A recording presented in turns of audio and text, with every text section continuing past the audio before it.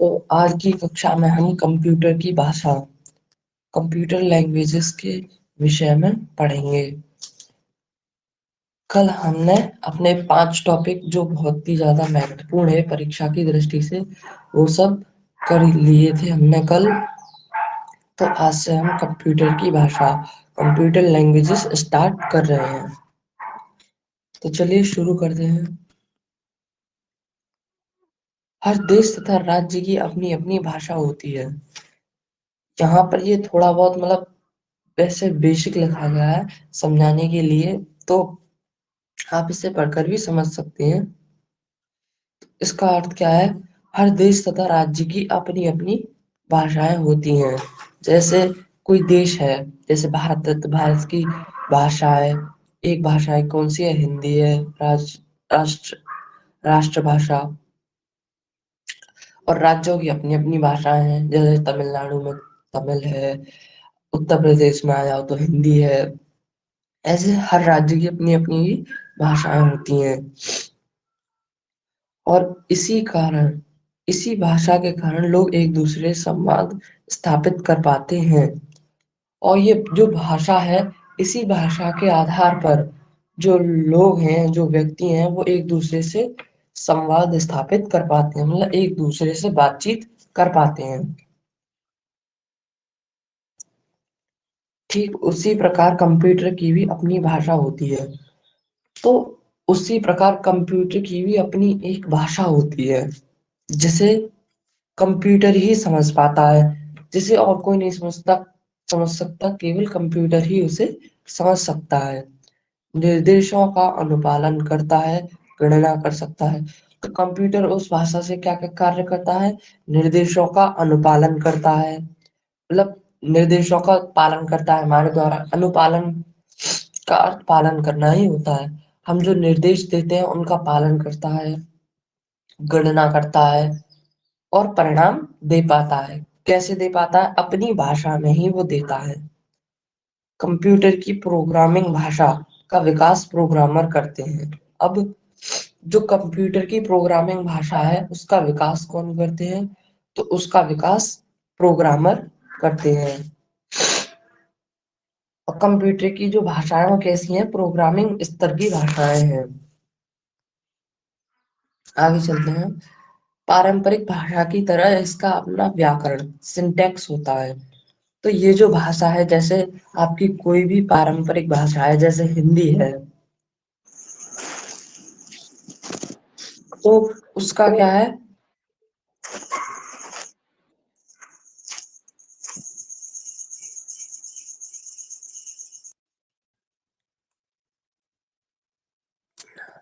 तो पारंपरिक भाषा की तरह इसका अपना व्याकरण यानी सिंटैक्स होता है। पारंपरिक भाषा जैसे आप मान लीजिए हिंदी भाषा है, तो हिंदी भाषा का एक अपना व्याकरण है, अपनी एक शब्दावली है, जिसमें छोटे आ से ज्ञा तक शब्द है, स्वर है, व्यंजन है। तो इसका अपना एक व्याकरण है। इसी प्रकार जो कंप्यूटर की भाषा होती है, जो कंप्यूटर की भाषा है, उसका भी एक अपना सिंटैक्स होता है, अपना एक व्याकरण होता है, जिसमें केवल वही शब्द होते हैं जिन्हें कंप्यूटर समझ सकता है। आपको यहाँ तक समझ में आया होगा। आगे चलते हैं। अब अब आता है American standard code for information interchange. ये होता है आस्की कोड। अब ये क्या है? ASCII codes. तो ये क्या होते हैं? ये इसका पूरा नाम ये है, American standard code for information interchange, ASCII codes. अब ये होते क्या हैं? तो इससे कंप्यूटर के प्रयोगकर्ता परस्पर सूचनाओं का आदान प्रदान तब तक नहीं कर सकते जब तक कि वे एक दूसरे के द्वारा प्रयोग किए हुए कोड संकेत से परिचित ना हो। तो अब इसका प्रयोग कहाँ किया जाता है? इसका प्रयोग किया जाता है जब दो प्रयोगकर्ता कंप्यूटर पर सूचनाओं का आदान प्रदान करते हैं, तब इस कोड का प्रयोग किया जाता है। और वो सूचनाओं का आदान प्रदान तब तक नहीं कर सकते जब तक वे एक दूसरे के द्वारा प्रयोग किए जाने वाले इन कोडों कोडों के संकेतों से परिचित ना हो। मतलब अब जैसे दो लोग हैं, वो कंप्यूटर से एक दूसरे को सूचनाओं का आदान प्रदान कर रहे हैं, जिनमें से एक को तो ASCII कोड के बारे में पता है, उसके संकेतों के विषय में पता है, लेकिन एक को नहीं पता है, तो वो सूचनाओं का फिर आदान प्रदान नहीं कर पाएंगे, क्योंकि उनमें से एक परिचित नहीं है। अब सूचनाओं के आदान प्रदान की सुविधा के लिए अमेरिका में एक मानक कोड तैयार किया गया है। तो अब हम सूचना का जो आदान प्रदान करते हैं, उसकी सुविधा के लिए, उसको सरल बनाने के लिए ही इसका विकास किया गया था। कहाँ किया गया था?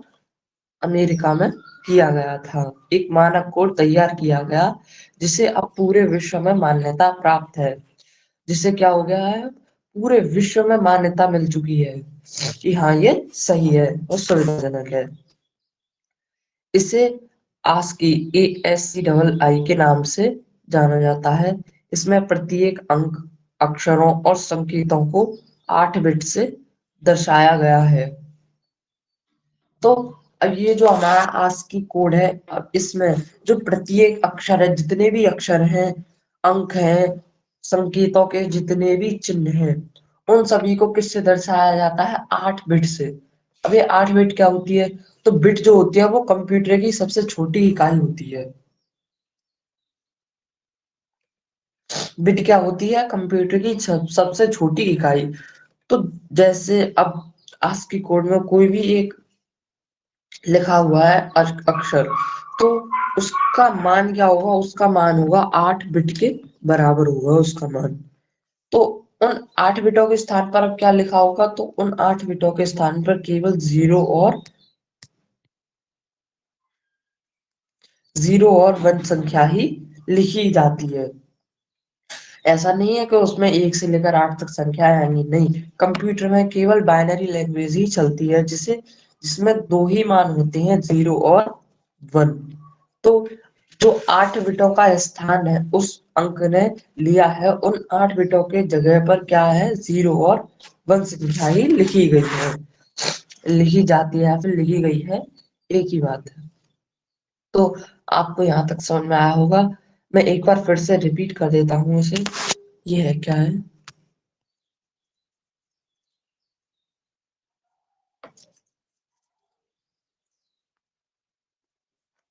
तो ASCII कोड, इसका पूरा नाम है American standard code for information interchange.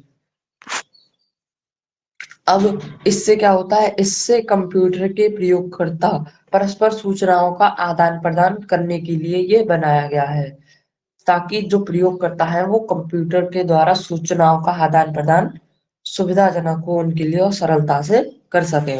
लेकिन जो प्रयोग करता है वो सूचनाओं का आदान प्रदान तब तक नहीं कर सकते जब तक कि वे एक दूसरे के द्वारा प्रयोग किए जाने वाले इन कोड संकेतों से परिचित ना हो। अर्थात उन दोनों को ही इन कोड्स के संकेतों का भली भांति जानकारी होना आवश्यक है, तभी वे एक दूसरे से सूचनाओं का आदान प्रदान कर सकेंगे। तो सूचनाओं के आदान प्रदान की सुविधा के लिए अमेरिका में ये एक मानक कोड तैयार किया गया था, जिसे अब पूरे विश्व ने मान्यता दे दी है। इसे आस्क के नाम से जाना जाता है, ASCII। और इसमें जो प्रत्येक जितने भी अंक हैं, जितने भी अक्षर हैं, उन और जितने भी संकेतिक अक्षर हैं संकेतों के द्वारा, तो उन सभी का जो जितना भी वो स्थान लेते हैं, वो कितना लेते हैं? 8 बिट। 8 बिट का स्थान वो लेते हैं। और इन 8 स्थानों पर केवल क्या होता है? 0 और 1 संख्या ही लिखी जाती है, जो बाइनरी डिजिट नहीं है। अब आगे चलेंगे।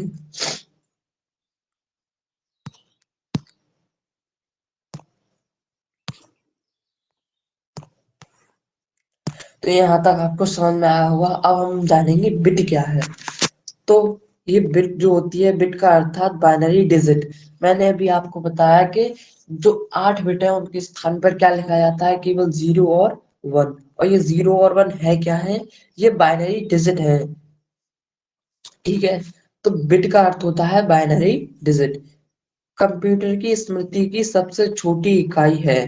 क्या है? बिट। बिट जो है वो कंप्यूटर की जो मेमोरी है, स्मृति की सबसे छोटी इकाई होती है। यह 0 अथवा 1 को प्रदर्शित करती है। जो बिट है क्या करती है मेमोरी में? मेमोरी में तो हर चीज के लिए एक जगह है। तो ये बिट जो है, ये एक बिट मेमोरी में या तो 0 या फिर 1, इन दोनों में से किसी एक को प्रदर्शित करेगी। क्या? ये जो बिट है वो मेमोरी में बाइनरी अंक जो है 0 और 1 में से या तो 0 को या फिर 1 को प्रदर्शित करेगी।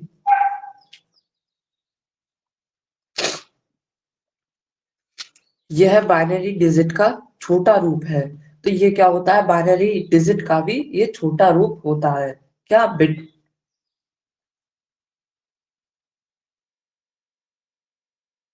के अनुसार बिट में दी हुई 0 अथवा ट्रू और फॉल्स के रूप में वर्णित किया गया है। अब ये बुलियन लॉजिक क्या है? तो बुलियन लॉजिक का अर्थ होता है कि तार्किक क्रियाएं, जितनी भी कंप्यूटर की तार्किक क्रियाएं हैं, तो उन सभी में बिट बिट में क्या होता है? 0 और 1 होते हैं। तो उनको क्या मान लिया जाता है? 1 का अर्थ होता है वहां पर ट्रू और 0 का अर्थ होता है वहां पर फॉल्स के रूप में वर्णित किया गया है। आगे चलते हैं। अब नेट परीक्षा में ऐसा प्रश्न अक्सर पूछा जाता है। तो यहाँ पर हमने एक प्रश्न दिया है कि दशमलव प्रणाली में हम यदि किसी संख्या, उदाहरण के लिए 103 को निम्न प्रकार से विभाजित करके लिख सकते हैं।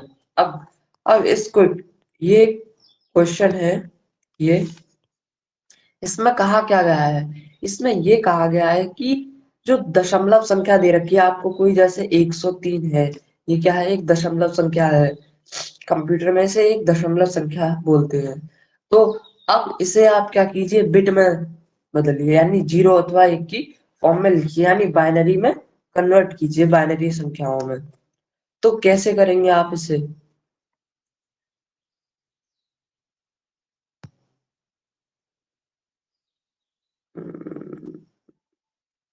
एक मिनट।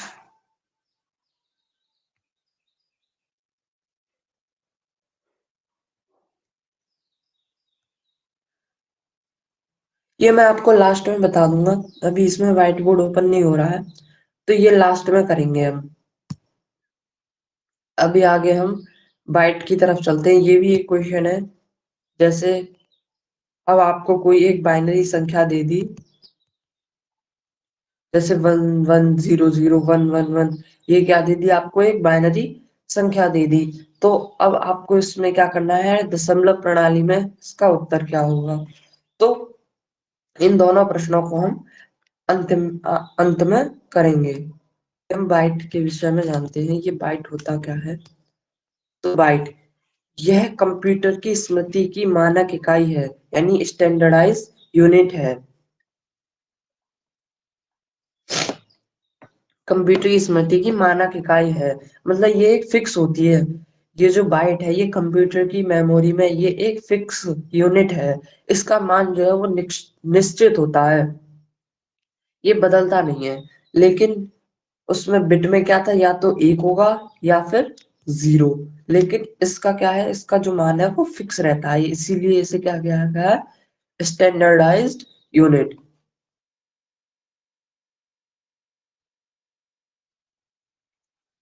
कंप्यूटर की स्मृति में कीबोर्ड से दबाया गया प्रत्येक अक्षर, अंक अथवा विशेष चिन्ह,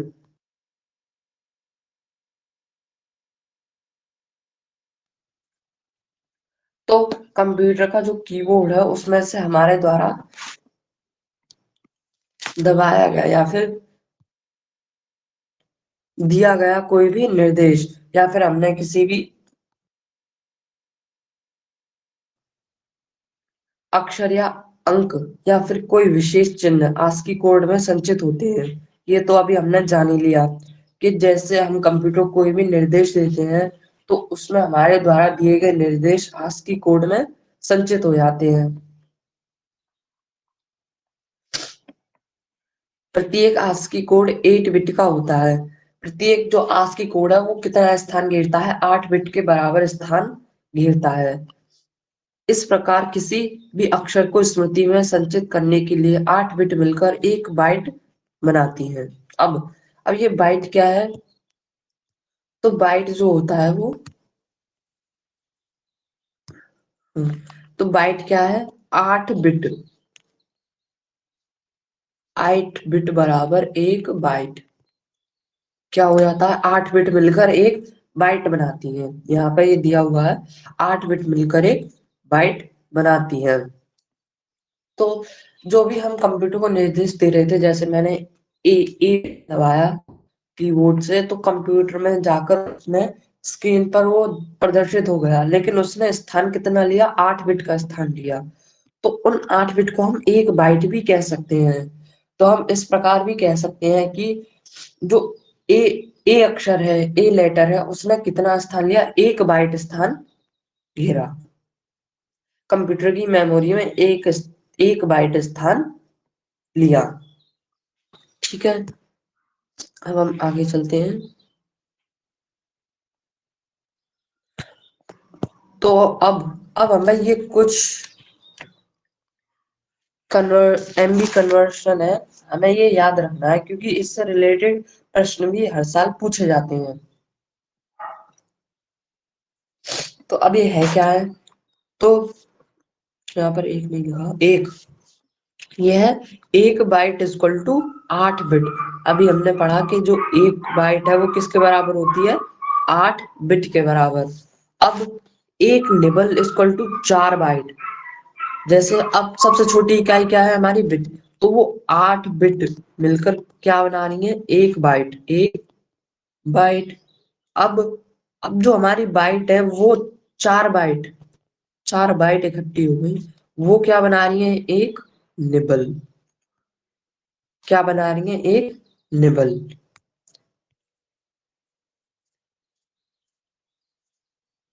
ठीक है, वही यहाँ पर लिखा हुआ है कि एक बाइट बराबर 8 बिट होता है। तो जो एक निबल है वो किसके बराबर हो जाता है? 4 बाइट के। मतलब 832 32 bit. 32 bit is equal to 1 nibble. अब आगे चलेंगे इसमें। अब जो हमारी बाइट है वो 1024 bytes equal to 1 kilobyte, 1 KB। आपने सुना होगा KB, GB, MB, तो वही सब है ये। तो हम बिल्कुल बेसिक से लेकर चल रहे हैं ना, बिट से लेकर चल रहे हैं हम। तो अब हमें 124 बाइट जो है वो किसके बराबर होती है? 1 KB के। यहाँ पर आपको याद रखना है, जितनी भी होंगी 1024 ही होंगी, और 1000 नहीं होंगी, ना ज्यादा होंगी ना कम, 1024 होंगी ये। ठीक है, तो 1024 बाइट इक्वल टू 1 किलोबाइट, अर्थात KB। और अब अब हम KB को कन्वर्ट करेंगे, तो 1024 KB यानी kilobyte equal to 1 MB। MB megabyte. ठीक है, अब MB को कन्वर्ट करेंगे तो 1024 ही लेंगे। 1024 मेगाबाइट यानी MB इक्वल टू 1 गीगाबाइट यानी GB, 1 GB। 1024 GB equal to 1 TB, 1 terabyte. 1024 terabyte equal to 1 petabyte. आगे भी होती हैं इनमें, जैसे 1024 TB equal to 1 ZB, zettabyte.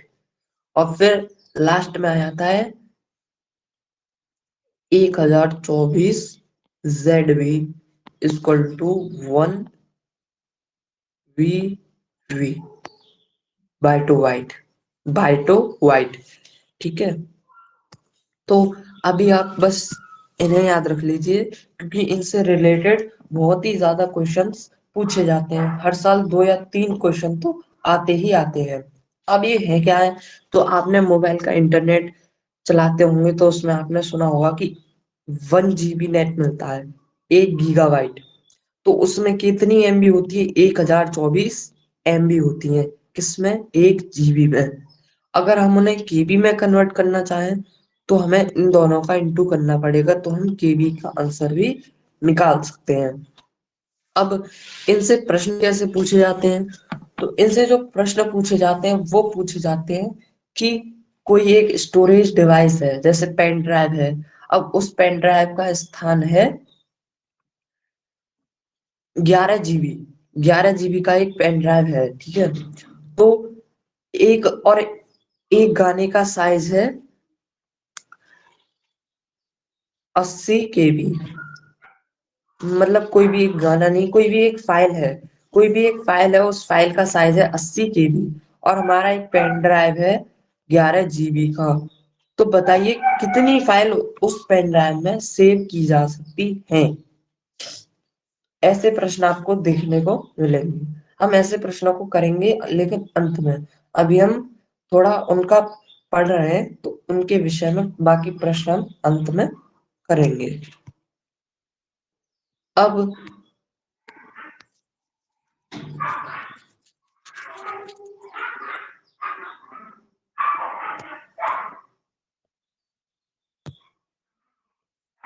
अब आ जाता है कंप्यूटर सॉफ्टवेयर के प्रकार।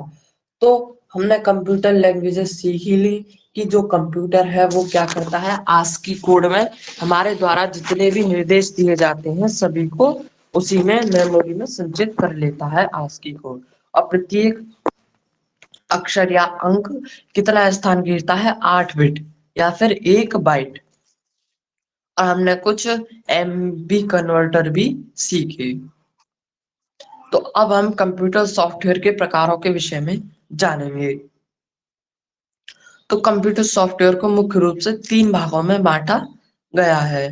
पहला है सिस्टम सॉफ्टवेयर, दूसरा यूटिलिटी सॉफ्टवेयर, तीसरा एप्लीकेशन सॉफ्टवेयर। तो ये 3 प्रकार के होते हैं, सिस्टम सॉफ्टवेयर, यूटिलिटी सॉफ्टवेयर और एप्लीकेशन सॉफ्टवेयर। अब ये होते क्या है, इनके विषय में भी हम थोड़ा डिटेल में जानेंगे। चलिए चलते हैं।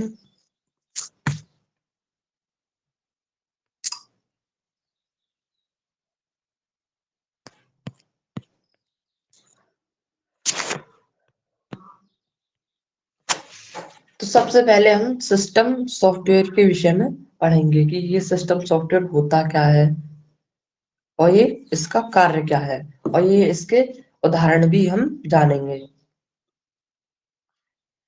तो सिस्टम सॉफ्टवेयर ऐसे प्रोग्रामों को कहा जाता है जिनका काम सिस्टम अर्थात कंप्यूटर को चलाना तथा उनका अनुरक्षण करना है। तो अब ये जो सिस्टम सॉफ्टवेयर है, ये कौन से वाले सॉफ्टवेयर होते हैं? वे सॉफ्टवेयर जिनका कार्य क्या होता है, कंप्यूटर को चलाने का कार्य होता है। अगर ये नहीं हो, अगर इनकी अनुपस्थिति में, तो कंप्यूटर चलेगा ही नहीं। तो इनका कार्य क्या है, कंप्यूटर को चलाने का इनका कार्य होता है। और कंप्यूटर का अनुरक्षण, अनुरक्षण मतलब कंप्यूटर की रक्षा करने का कार्य भी क्या करते हैं, यही करते हैं। ऐसा नहीं बाहरी रक्षा, बाहरी नहीं, अंदरूनी वायरस वगैरह से जो कंप्यूटर को बचाते हैं, यही सिस्टम सॉफ्टवेयर बचाते हैं। तो अब ये सिस्टम सॉफ्टवेयर ही हार्डवेयर में जान डाल सकता है। तो ये जो हमारा सॉफ्टवेयर है, यही क्या करता है, हमारे जितने भी हार्डवेयर डिवाइसेस इससे जुड़े हुए हैं, जैसे सीपीयू, माउस, कीबोर्ड, तो इन सभी में यही जान डाल सकता है। कैसे? अगर ये हमारा सिस्टम सॉफ्टवेयर ही खराब होगा तो इनका हमें क्या कार्य, इनसे तो हम कुछ भी नहीं कर सकते ना। तो ये जो सिस्टम सॉफ्टवेयर है, बस यही जो है वो हार्डवेयर में जान डाल सकता है, मतलब इन्हें कार्य करने के लायक बना सकता है। ठीक है। तो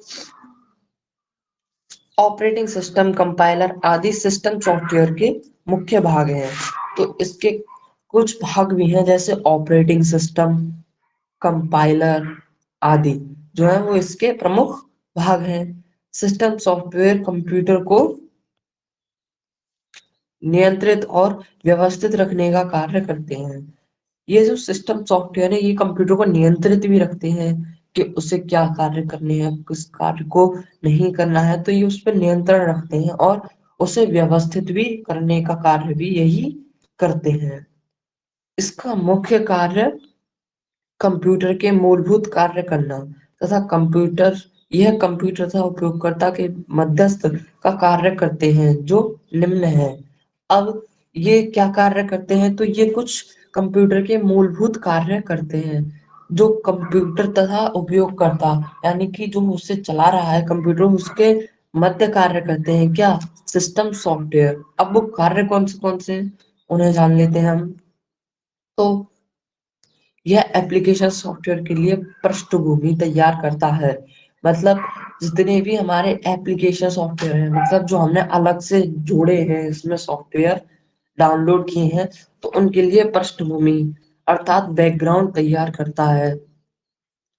यह कंप्यूटर हार्डवेयर का अधिकतम उपयोग भी निश्चित करता है। तो ये क्या करते हैं, जो हमारे हार्डवेयर हैं उनका अधिकतम उपयोग हो सके, इसे भी ये निश्चित करते हैं। यह पेरिफेरल उपकरणों का नियंत्रण एवं उनके बीच में समन्वय भी स्थापित करता है। तो ये क्या करते हैं, पेरिफेरल उपकरणों कौन से होते हैं? पेरिफेरल पेरिफेरल उपकरण वे सभी उपकरण हैं जिनसे हम आउटपुट प्राप्त करते हैं। तो प्रिंटर वगैरह ये सब क्या है, पेरिफेरल उपकरण है। तो उन पर भी यही नियंत्रण रखता है, क्या? System software. एवं उनके बीच में भी समन्वय स्थापित करता है, उनके बीच में भी संबंध स्थापित करता है। तो ये इसके कार्य थे। अब हम आगे चलते हैं, आगे हम जानेंगे यूटिलिटी सॉफ्टवेयर क्या है। तो यूटिलिटी सॉफ्टवेयर को प्रोग्राम के नाम से भी जाना जाता है। इसका एक अलग नाम भी है, सर्विस प्रोग्राम। आपको ये याद रखना है कि यूटिलिटी सॉफ्टवेयर को सर्विस प्रोग्राम के नाम से भी जाना जाता है। यह एक प्रकार का कंप्यूटर सॉफ्टवेयर है। इसे विशेष रूप से कंप्यूटर हार्डवेयर, ऑपरेटिंग सिस्टम या एप्लीकेशन सॉफ्टवेयर को व्यवस्थित करने में सहायता हेतु डिजाइन किया गया है।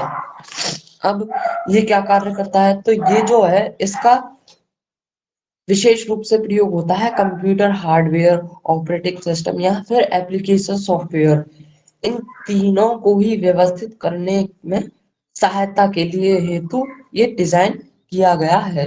वैसे तो सिस्टम सॉफ्टवेयर ही करता है लेकिन ये सहायता करता है, इसीलिए इसे डिजाइन किया गया है।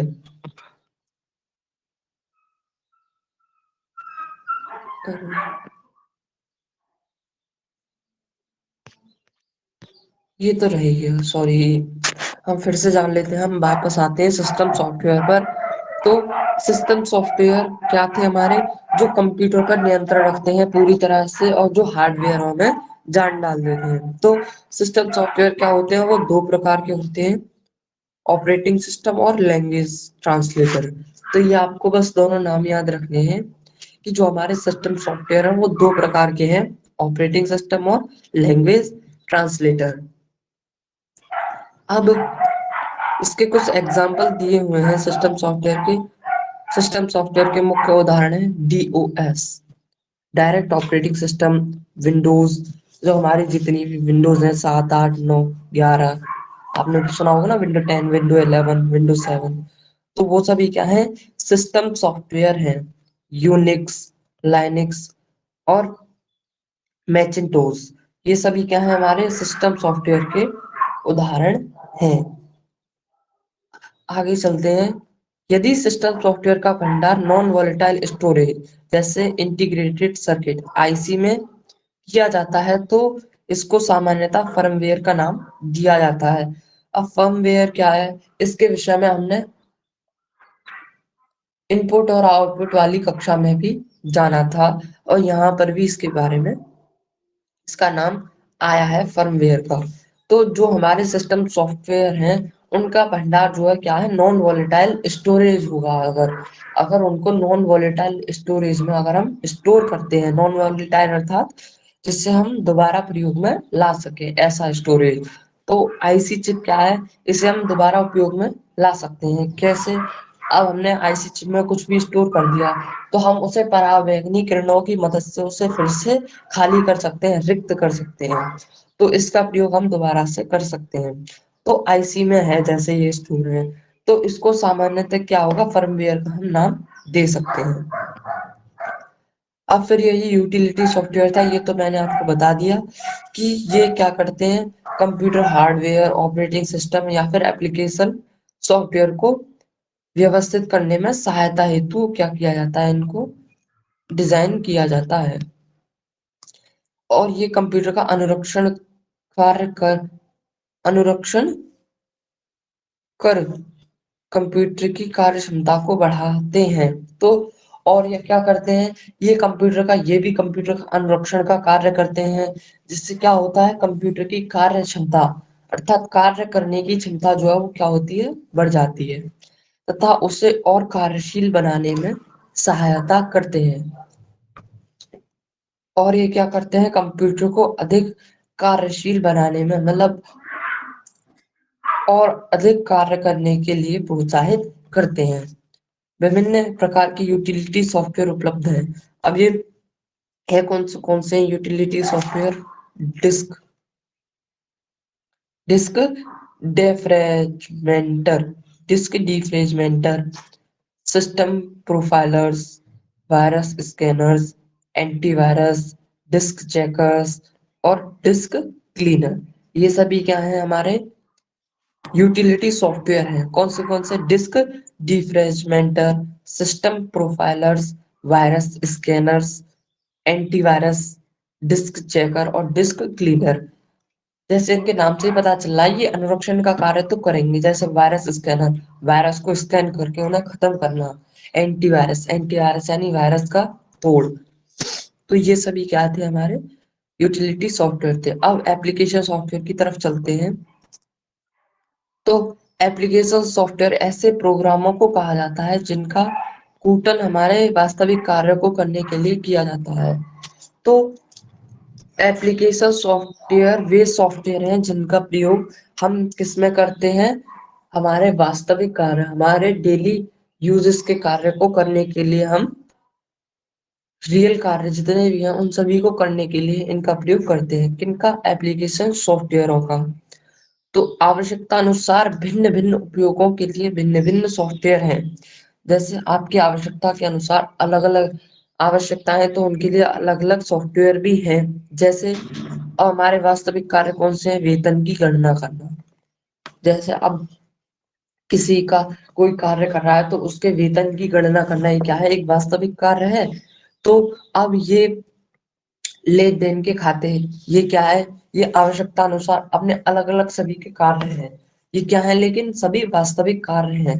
कौन से, वेतन की गणना करना, लेन देन के खाते, या फिर स्टॉक नियंत्रण, स्टॉक पर नियंत्रण रखना, बिक्री का हिसाब किताब लगाना, कितनी बिक्री हुई आदि, जितने भी कार्य हैं,